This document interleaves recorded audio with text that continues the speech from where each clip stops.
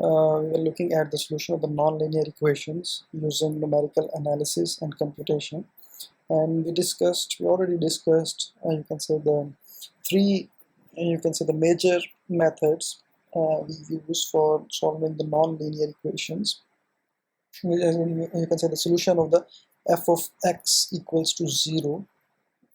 We have studied the three, you can say, methods to do that, which were the two bracketing methods. The first one was the bisection method, and then the regular falsy method. And the next, we studied the Newton's method, which was an open method, and we required only one root value, one initial guess value, and you can say the process can let only with the one guess to converge to the root value.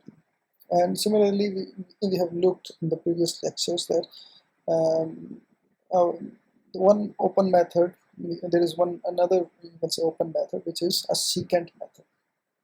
So in this lecture, we will look at the secant method, what it is. So basically, it is also an open method. So open method does not involve the bracketing of the root. So it does not involve us to, you can say, define two limits a and b, which can block the root or limit the root within itself so that it could be converged. So basically, it is also an open method. So it means that it does not brackets the root; it is open.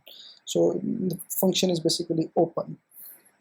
So also you can see that we start with the two initial points, x1 and x2. So let's say that we have two. Instead of the Newton method, you have seen that we use only one guess in the Newton method. Now we are using the two initial guesses, which is x1 and x2, and we locate the corresponding points f of x1 and f of x1 and x2 and f of x2. So instead of locating one point, we are locating both the x1 and f of x1 point and x2 and f of x2 point. Right? And then on the curve, draw the secant line connecting them. So we draw a secant line which is connecting these. This is basically a secant line. So what is a secant line? A secant of a curve is a line that intersects the curve at minimum of two distinct points.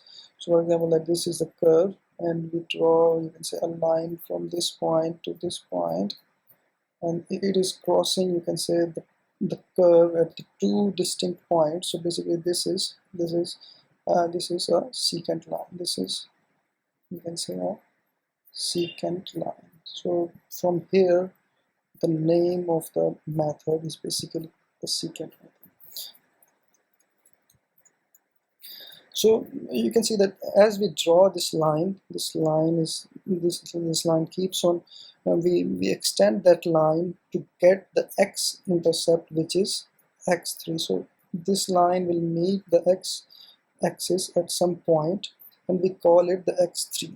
The x-intercept, the secant line, is x3.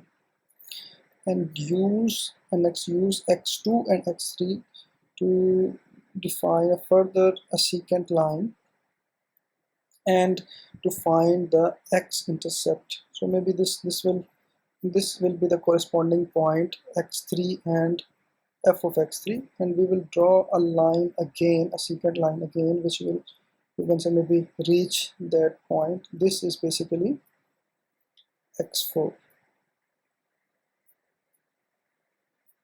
All right, so we started with the two you can say points, and draw a secant line. We joined the 2 points and extended that secant line to reach our, or you can say, to find the x-intercept of that line, which we named as our point 3, or the x3. All right, so using the x3, we calculated that point. Similarly, x3 and f of x3. So we can use now these 2 points, x2 and x3, to further draw another line, another secant line, which will meet the, you can say, that line's x-intercept can be another point which we can call as x4. Similarly, this process can move on, and we can calculate x4, x5 and x6. And as we are moving, you can see that we are moving towards the root value. This will keep on, you can say, decreasing the difference between x corresponding x values, and with the change or with the increasing iterations, we will move towards the root value. So in general, the two consecutive terms xn and xn plus 1. So for example, this is xn, this is xn plus 1. So these can be found, or the relation between these two quantities using the secant method is basically this. This is the formula, you can say, for the secant method. So how we can get this formula? Basically, you know that this is the Newton's formula. We just studied. So what was the Newton's formula? So every next point was basically calculated from the previous point or the initial guess, right? So if we replace this f prime of x, you know that the definition of the first derivative is that we can use the difference method. So we can define this as f of xn minus f of xn minus 1. So basically what we are doing here is we are saying that these are the 2 points. So basically let me draw these 2 points. So basically what we are saying is the tangent or derivative here is let's say that this is f of x, and this is f of x n minus 1. Alright, so similarly this point is xn, and this is x of n minus 1. So we know that by the definition of the derivative, we can define it as f of x minus f of xn over x of n minus x of n minus 1, when x of n minus when the difference between these two values is, you can say, approaches to 0. So we are, you can say, limiting or considering that this thing is approximately equals to 0. So we can put this formula in place of this f prime of xn in the Newton's method, and we can then get this. We can then formulate this method. So it is basically very, you can say, easy computational mathematics that you can do by yourself. Just place the formula here and take the LCM maybe, and then you will get this. You don't need to even take an LCM also, because this thing will just keep on here, and this x of n and x minus 1 will move upside because it is a little bit down here, so it can move, it can go upside, and you will get this formula. So this is basically the general form, or you can say the general formula for the secant method. And how we have get it? So we have you can say replaced the Newton's formula in the Newton's formula, the value of f prime of xn with the difference formula. This is basically called the difference formula. So now we can use you can say the secant method, the formula we just derived to calculate the value. This is the same example we were calculating all our other methods, but in your exams or any other thing, so these formulas or these function values could be different. So any nonlinear equation which is equal to 0 is basically can be solved from these methods we have discussed. So every equation, every function value which gives us equals to 0 kind of operator, just like this one. So all of these can be solved using these methods we have learned.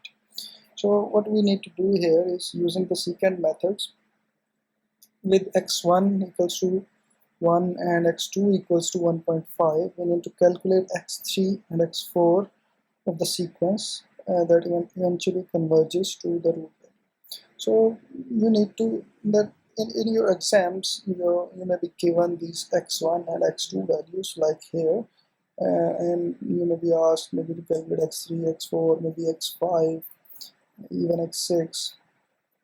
So all you need to do is you must know that how basically the secant method works, like we discussed that, right? So you must know how it works and what is the general form and how you can use it to calculate or find the different, you can say the iterations and the desired value. If these initial guesses are not given, just like you can say any practical problem you may find, so these values are basically the initial guesses you make. Right? So maybe we can start with maybe 3 or 4 values and 1 or 2. So this could be, these are the guesses. All right. So if we don't know it, so we can just plug in and see if it works or not. So here we have given the two values, x1 is 1 and x2 is 1.5. So this is our function. In order to calculate x3, we need to you can say put n is equal to 2. If we put n is equal to 2 here, you can see that this will formulate to x3 as it is here, and this one is basically x2.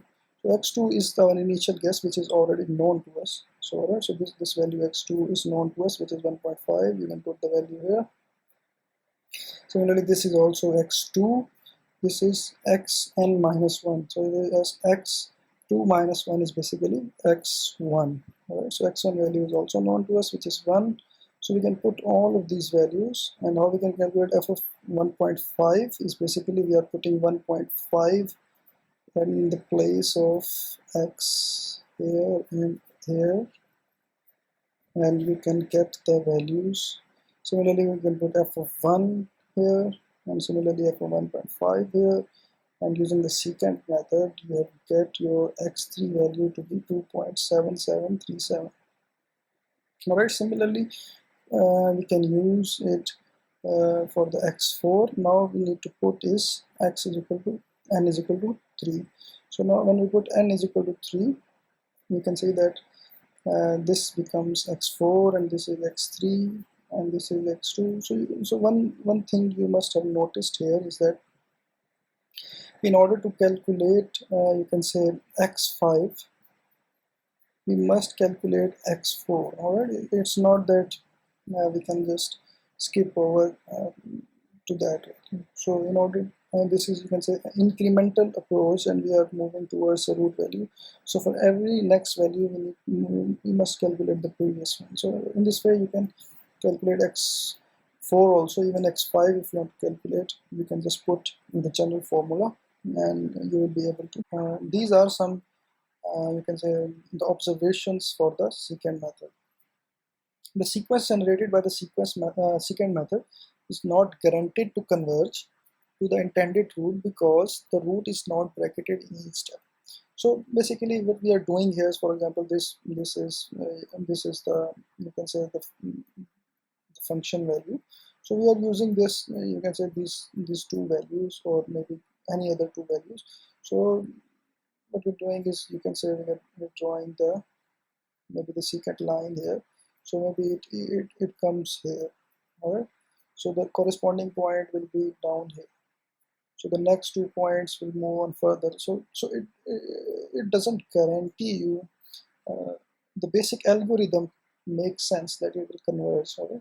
So but it doesn't guarantee, because instead of the bracketing methods which guarantee the required result, because you know that it is changing its sign from positive to negative and we have bracketed the root, so it is must that with every moving instant, with every iteration, we will reach towards the required root. But here it is not guaranteed because the root is not bracketed. For the case of the simple root, the rate of convergence of secant method is 1.168. For the simple methods, it's 1.168, but you know that it varies, and even sometimes it cannot guarantee. Alright, so thus the generated sequence converges faster than the linear, but slower than the quadratic.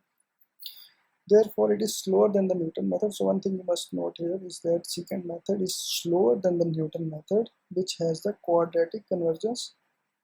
But you know that we need to calculate f prime of x. So for the Newton methods to work, and f of prime must exist and needs to be calculated. Whereas secant method it is, you can say, not that fast as compared to the Newton method, but we don't need to calculate the you can say the derivative of the function. So it is a plus point of the secant method. So if f of x, f prime of x, f double prime of x are continuous in any interval I which contains the root, so and f of prime of root is not equal to 0, then the initial points x1 and x2 are closer to the root also, then the secant methods, you can say, can guarantee the convergence. Alright, so this is the major condition for you can say the secant method to converge. If you want to make sure that it converges, so you will have to make sure that f of prime is continuous, f of x is continuous, f prime is continuous, f of double prime of x is continuous in the interval I, which includes you can say the root value, and f prime of root value is not equal to 0, and our initial guesses are also very close to the root, then we can make sure that the secant method will definitely converge.